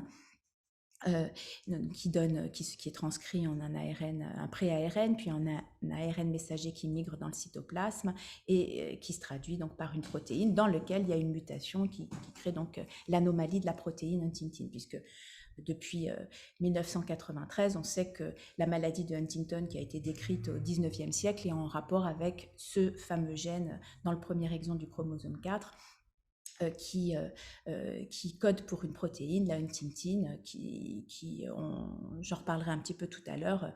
On ne connaît pas toutes ces actions, mais on a déjà suffisamment identifié de choses pour avoir une idée des mécanismes qui surviennent lorsque la maladie, lorsque la protéine est mutée. Donc, dans les petites cases roses, vous avez les cibles potentielles de développement de maladies de thérapie génique. Alors, il y a des cibles, des outils d'édition moléculaire dont tout le monde a entendu parler depuis l'attribution d'un prix Nobel cette année pour CRISPR. Donc ça, actuellement, il n'y a pas d'essai clinique. Bien entendu, on est vraiment en pré-clinique. Il y a les molécules à doigt de zinc aussi, qui sont aussi des outils d'édition du génome, et puis toutes les thérapeutiques d'interférence qui consistent, on va dire, à réduire d'une façon ou d'une autre la production de la protéine anormale. Et donc, il y a des thérapeutiques plus ou moins sélectives qui concernent les deux allèles, puisque les patients, dans la forme la plus commune, qui est une forme, on va dire, hétérozygote, avec un chromosome qui porte une mutation et l'autre chromosome reçu du parent non malade qui porte un gène qui produit une huntingtin tout à fait saine. Donc, lorsque la plupart des thérapeutiques en cours de développement actuellement visent plutôt, on va dire, le gène de la huntingtin, ce qui fait que ce qui est prévu par des choses comme les small molécules ici, les petites molécules qui modulent l'épissage et qui réduisent donc du coup la transcription de la protéine, ou les oligonucléotides antisens et toutes les thérapeutiques avec des RNA interférents, toutes ces façons de procéder ont a priori plutôt pas de sélectivité et vont faire baisser toute la protéine huntingtin, la copie normale, dite wild type, et la copie mutée. Donc, ces interférences, tous ces produits-là vont plutôt avoir tendance à faire baisser les deux copies de la protéine. Et on a du coup quelques petites précisions qui font que certaines approches sont un peu différentes, et j'en parlerai tout à l'heure. Donc, ça, c'est le panorama des essais pour situer, parce que j'ai dit que j'allais citer des essais qui sont avancés, des essais qui sont beaucoup plus précoces. Donc, nous avons le tominersen de Roche, qui était en tête de liste, puisque c'est en phase de développement le plus avancé, puisqu'il est en phase 3, et qui donc a dû être suspendu depuis aujourd'hui, puisque l'annonce a été faite hier soir. Nous avons aussi un autre, alors ça c'est un oligonucléotide antisens, donc dans la petite boîte, c'est ce qui permet, si je reviens ici en arrière, excusez-moi parce que je suis allée un petit peu vite, enfin de toute façon non, je vais en reparler puisque je vais quand même un peu développer le mode de fonctionnement parce que c'est une approche très importante. Donc, c'est un oligonucléotide antisens, il se distribue par voie intrathécale, il est en phase 3 et suspendu au jour d'aujourd'hui. Derrière, nous avons en phase 1-2 une autre molécule, un autre oligonucléotide antisens qui a la particularité, et je reviendrai aussi dessus, d'être également administré par voie intrathécale, mais d'avoir une approche allèle spécifique, c'est-à-dire qu'il vise a priori uniquement la copie mutée en épargnant la huntingtin normale. Nous avons ensuite appris en octobre 2020 qu'un essai impliquant un micro-ARN interférent avait été débuté aux États-Unis par un promoteur, Unicure. Et donc là, il s'agit d'une administration unique, définitive, intracérébrale.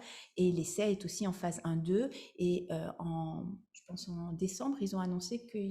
Non, ça a commencé en juin 2020. Et en novembre-décembre, ils ont annoncé qu'il y avait 4 patients actuellement inclus. Et j'en parlerai un petit peu plus tard, donc je vous donnerai quelques quelques indices. Et dans ce tableau, on va dire d'exposition un peu des perspectives, on voit qu'il y a d'autres produits qui sont développés par des promoteurs en préclinique. Donc, il y a d'autres ARN interférents, il y a même des vecteurs par Takeda qui travaillent avec des doigts de zinc. Et puis, on a... ça, je ferme Citrix. On a d'autres promoteurs, et en particulier sur un mode d'expression complètement différent et également non allèle spécifique, des molécules qui s'administrent per os et qui sont des modulateurs de l'épissage, et avec en particulier deux promoteurs, Novartis et PC Therapeutics, qui sont en train d'essayer de développer des molécules dans la maladie de Huntington pour les proposer dans des essais cliniques. Voilà. Donc, je vais vous parler quand même du tominersen dont on parle beaucoup aujourd'hui. Il a été connu par tout le monde sous le nom de Ionis HTT, puisque c'était ainsi qu'il a été initialement développé. Et lorsque Roche a racheté la licence, il a été rebaptisé RG6042 et ensuite tominersen. Donc en fait, toutes ces dénominations, pour les gens qui ont entendu les choses à différents moments, c'est le même produit, c'est le tominersen.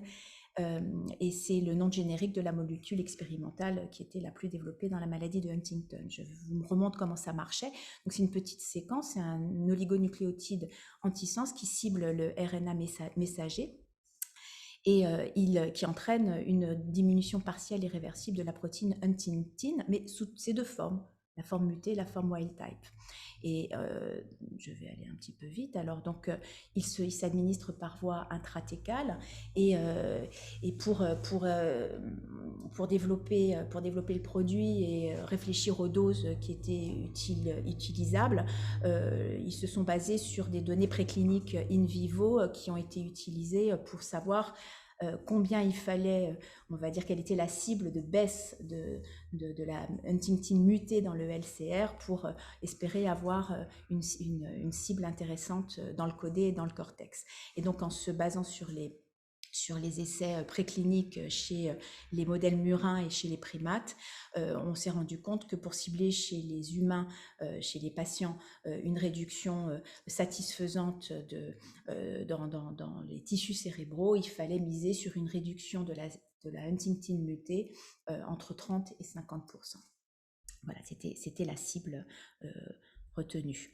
Donc, lorsque le produit est arrivé en phase clinique, il a été initialement développé dans une étude de phase 1-2 qui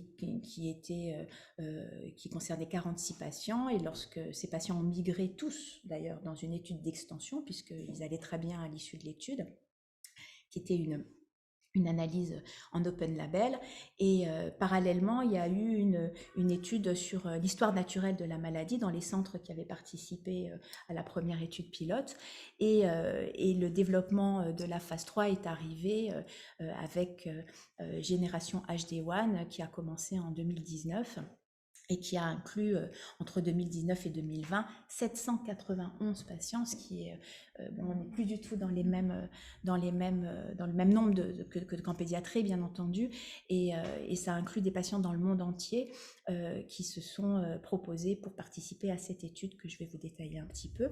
Et il était prévu, les patients qui étaient dans la première extension sont passés dans GenExtend, et il était prévu effectivement que tous les patients puissent migrer vers une étude d'extension en attendant les résultats.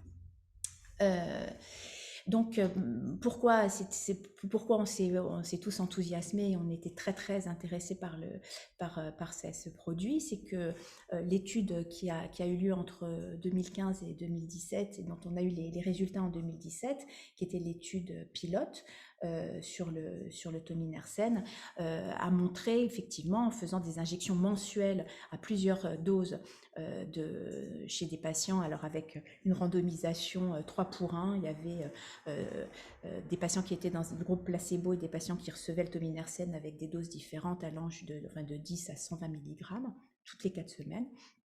Et les résultats de cette étude ont permis de montrer qu'on atteignait la cible, puisque surtout aux 2 doses les plus fortes, on avait des réductions dose dépendantes et très intéressantes de la huntingtin mutée qui atteignait la cible entre 30 et 50%, qui était perçue comme étant efficace dans les tissus cérébraux.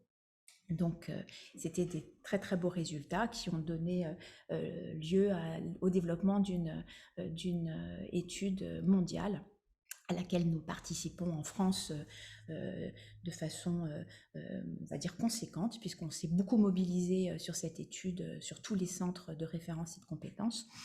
Et donc, 791 patients sont inclus à des stades précoces de la maladie, c'est-à-dire ce sont des patients qui sont tous autonomes, ambulatoires, marchent et autonomes pour la plupart des tâches de la vie quotidienne. Ils ont tous entre 25 et 65 ans, donc ça ne concerne pas les formes très tardives, d'apparition très tardive dans la maladie ou les formes très précoces juvéniles. Le critère d'évaluation principal, il y a une petite particularité, c'est qu'aux États-Unis, c'était le critère d'évaluation principal, c'était la variation du TFC. C'est une échelle phare dans la maladie de Huntington, une échelle fonctionnelle qui consiste à l'évaluation de domaines comme la capacité à gérer son argent, la capacité à gérer des tâches domestiques, la capacité, on va dire, à vivre seul chez soi et à travailler. Voilà. Et donc, nous avons, dans le reste du monde, plutôt misé comme critère principal sur la variation d'un nouveau score, qui est un score composite fait de motricité et de fonctionnel et de cognition, un petit peu de cognition. Et donc ce qui fait sens dans la maladie de Huntington. Et donc le reste du monde, à part les États-Unis, a pris ce critère-là comme critère principal. Donc le schéma prévu, effectivement, c'est qu'entre-temps, on s'est rendu compte qu'on obtenait une stabilité des doses, de la baisse de la huntingtin en réalisant des injections tous les 2 mois. Donc, il y a eu un petit switch entre le programme initial et le programme que nous avons mené depuis 2 ans. C'est que les patients ont été inclus dans une étude où ils recevaient tous les 2 mois 120 mg, donc la dose la plus haute de tominersen, un tiers recevait tous les 2 mois le tominersen et tous les 2 mois un placebo pour voir si on pouvait encore espacer avec un bon résultat les injections intrathecales, et un tiers des patients ont été randomisés dans le bras placebo où ils reçoivent depuis le début de l'étude tous les 2 mois un placebo. Voilà. Donc c'est la première étude de cette envergure qui a jamais eu lieu dans la maladie de Huntington, et on était très impliqués puisque donc il y a une 60aine de patients qui sont inclus en France sur 7 centres, donc en Île-de-France, à l'hôpital Henri Mondor et à la Salpêtrière, le CHU d'Angers, le CHU de Lille, le CHU de Marseille, le CHU de Montpellier et de Toulouse font partie de l'étude, et tout le monde a beaucoup travaillé depuis 2 ans. Donc voilà pourquoi aujourd'hui on a commencé en disant que c'était quand même une sacrée secousse, parce que nos patients allaient terminer là on va dire dans quelques mois, et puisqu'ils ont tous été inclus à l'été 2000, oui c'est ça, c'est été et automne 2019. Voilà, le message c'est qu'ils restent tous dans l'étude, qu'on continue à les suivre, et qu'il n'y a pas eu, et ça c'est très important, d'effet indésirable nouveau qui fait que tout d'un coup on retire le produit de l'étude. C'est pas une histoire comme ça, c'est un rapport bénéfice-risque, donc on attend des précisions pour pouvoir communiquer avec plus de précision, mais tout le monde reste dans l'étude, on n'injectera juste plus le produit. Alors je vais vous parler parce que c'est aujourd'hui, il faut quand même aussi je pense que cette histoire n'est pas on va dire une fin de partie pour la recherche et la thérapie génique dans la maladie de Huntington. C'est un coup de frein, parce que un produit développé comme ça en phase 3, en fin d'étude, après, quand on arrive au bout des 2 ans de l'étude, on savait qu'on allait avoir des résultats en 2023, enfin on va les avoir de toute façon, on aura les résultats de l'étude. Et donc, on pouvait s'attendre à une commercialisation en cas d'efficacité et de bénéfice assez rapide. Donc, forcément, c'est un coup de frein puisqu'on sait que les autres programmes sont plus précoces et donc il va falloir probablement attendre plus longtemps pour avoir un médicament commercialisé dans la maladie de Huntington. Alors là, je vous parle rapidement de l'autre étude qui est actuellement en France. C'est l'étude WAVE, et alors qui part du principe, c'est un pari très très intéressant, c'est que donc on sait que dans la maladie de Huntington, il y a un gain de fonction toxique à cause de la Huntington mutante, mais on pense qu'il y a aussi probablement une perte de fonction de la Huntington sauvage, une perte des fonctions d'efficacité. Voilà. Donc le but de cette approche, c'est de n'inactiver de réduire la production de la protéine anormale exclusivement, tout en préservant la Huntington saine, afin on va dire, de préserver son efficacité. Alors, comment on fait pour produire un oligonucléotide antisense qui n'est plus spécifique de la mutation, mais qui est spécifique, on va dire, d'autres choses et qui ne cible que la copie mutée? Eh ben, on utilise ce qu'on appelle des SNP, des Single Nucleotide Polymorphism. Et en fait, en gros, on a fait une petite illustration, mais on peut avoir donc des variations de l'ADN qui sont très très petites, comme des épingles dans le génome, et qui sont, on le sait, après toutes les études génétiques qu'il y a eu dans la maladie de Huntington, plus fréquemment trouvées sur l'allèle muté que sur la copie saine. Donc c'est pas loin de la zone d'expansion CAG, et il peut y avoir un petit SNP comme ça qui diffère en fonction des personnes. Donc l'association entre SNP et la protéine mutante permet donc de cibler spécifiquement la copie mutée. Voilà, je vous ai refait un petit dessin. Et en gros, comment on fait pour inclure les patients dans une étude comme ça? Eh ben, ah oui, le truc très important, excusez-moi, c'est que on pense que quand même ça peut concerner beaucoup de personnes dans la communauté des patients, puisqu'on estime que 80% des personnes qui vivent avec la mutation, enfin avec la maladie de Huntington, sont porteuses ou d'un SNP1, d'un SNP2 ou d'un SNP3. Voilà. Donc ça augmente quand même les chances de pouvoir bénéficier de ce type de thérapeutique ciblée. Donc WAVE a développé simultanément 2 études qui visent, avec des médicaments qui visent le SNP1 et le SNP2. Et en gros, pour inclure les gens dans ces études, on leur a proposé d'avoir une étude génétique pour savoir s'ils étaient porteurs d'un SNP du côté ou sur leur chromosome 4, du côté où ils ont la mutation. Et les personnes qui avaient ces 2 conditions, c'est-à-dire une mutation dans le gène de la Huntington et du même côté un SNP, ont pu se voir proposer l'étude.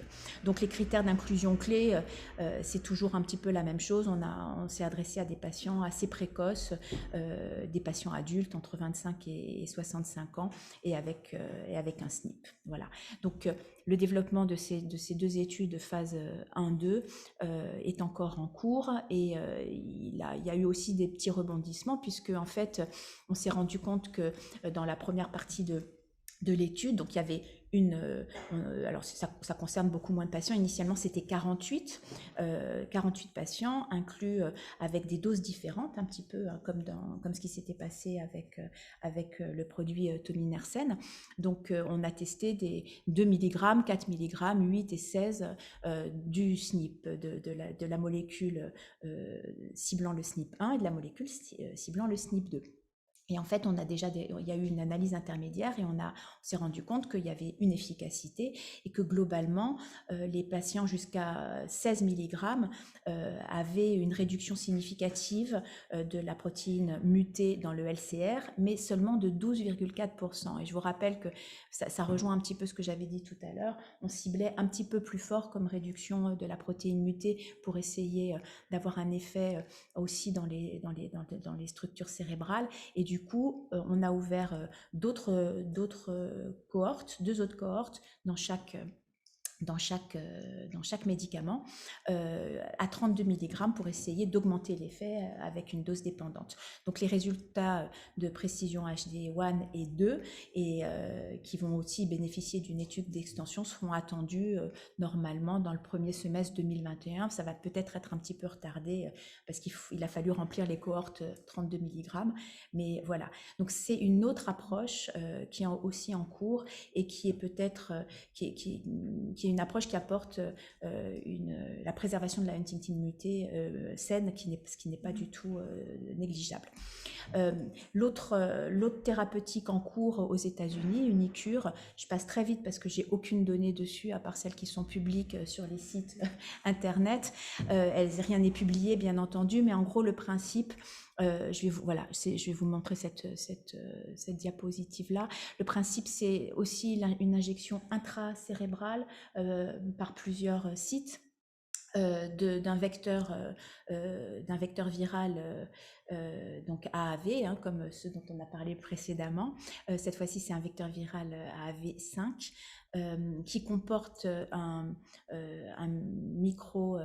micro-RNA qui est spécifique de la huntingtin et donc qui rentre dans le noyau. Alors il est injecté en intracérébral, il rentre dans le noyau, il est édité, il se forme en épingle à cheveux, il ressort dans le cytoplasme, il mûrit et là il va se lier à l'ARN messager et provoquer sa dégradation.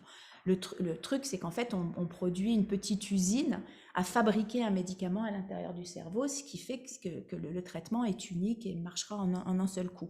Les résultats, alors c'est actuellement, je vous ai dit, actuellement il y a déjà 4 patients inclus qui ont été annoncés, il y en a peut-être plus depuis le mois de décembre, mais les résultats que je vous montre ne sont pas des résultats chez l'humain, ce sont des résultats chez le mini-pig, chez les mini-cochons. Ça a aussi été testé de façon très prometteuse dans des modèles murins.